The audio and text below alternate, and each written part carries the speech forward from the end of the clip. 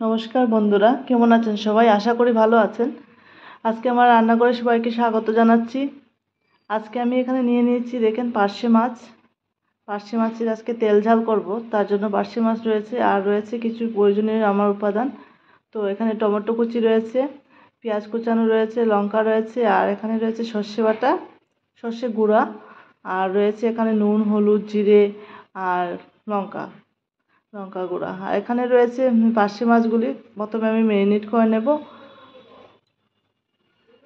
এখানে আমি প্রকৃতিটা একটু উপভোগ করতে করতে আমি রান্না করছি আজকে। সেই প্রকৃতি কার না ভালো লাগে, গাছপালা, সে সবুজ প্রকৃতির কাছে দেখতে দেখতে ভালো লাগছে। বাইরের দিকে তাকাচ্ছি আর আজকে রান্নাটা শুরু করে দিলাম।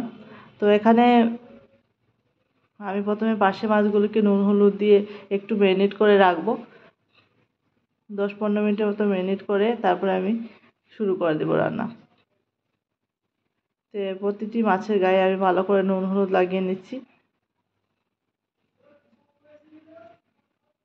পার্শে মাছ এমনিতেই টেস্টি, পার্শে মাছের অনেক রেসিপি হয়। আজকে যেটা বানাবো আমি, এটা খুবই অল্প সময়ের মধ্যে হয়ে যায় এবং খুবই একটা সুস্বাদু রেসিপি। সেটা হচ্ছে পার্শে মাছের তেল ঝাল।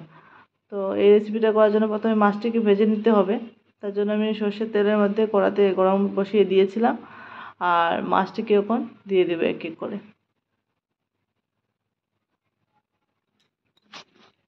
এখানে আমি যতটা মাছ আমার জায়গা হবে ততটাই আমি দিয়ে দিচ্ছি। এখানে 4টা মাছ আমার হবে, তার জন্য আমি 4টা মাছই প্রথম আমি ফ্রাই করে তুলে নেব।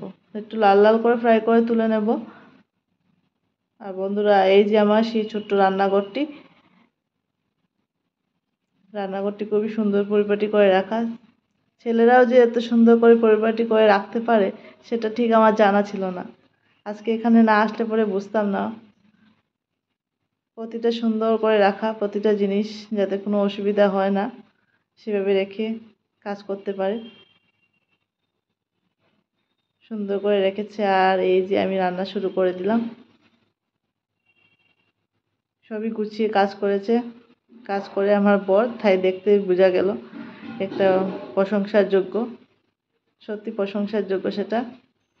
আর এই যে আমি লাল লাল করে মাছগুলি তুলে রাখলাম এখানে। আর আমি এখন দিয়ে দিলাম একটু কালো জিরা আর একটু তেজপাতা দিয়ে ফোড়ন দিলাম। আর তারপর আমি পেঁয়াজ কুচানোগুলি দিয়ে দিলাম। দিয়ে ভালো করে পেঁয়াজগুলিকে ভেজে নিতে হবে প্রথমে। একটু লাল লাল হয়ে গেলে পেঁয়াজ, তারপরে আমি টমেটো দিয়ে দিচ্ছি। কুচানো টমেটো দিয়ে একটু ফ্রাই করে নেব।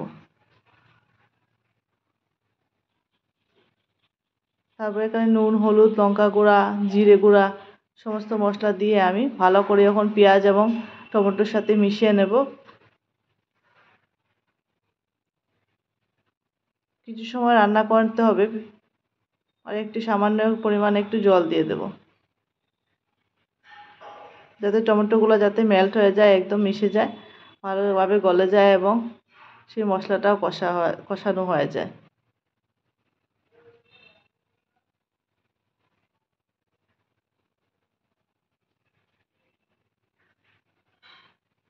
এই পর্যায়ে এসে গেলে আমি তেল ছাড়তে শুরু করছে আমার মশলা থেকে। তখন আমি আগে থেকে গুলে রেখেছিলাম সেই সর্ষে গুঁড়া, আর অল্প হালকা লাইট অল্প চিনি দিয়ে সেটা দিয়ে দিলাম।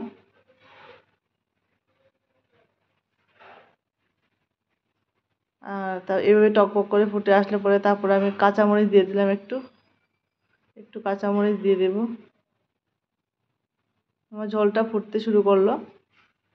একটু ঝোল থাকবে না, মাখা মাখা থাকবে, এত ঝোল থাকবে না। তার জন্য মাছ দিয়ে দিলাম, আগে থেকে ভেজে রেখেছি মাছগুলি দিয়ে দিলাম।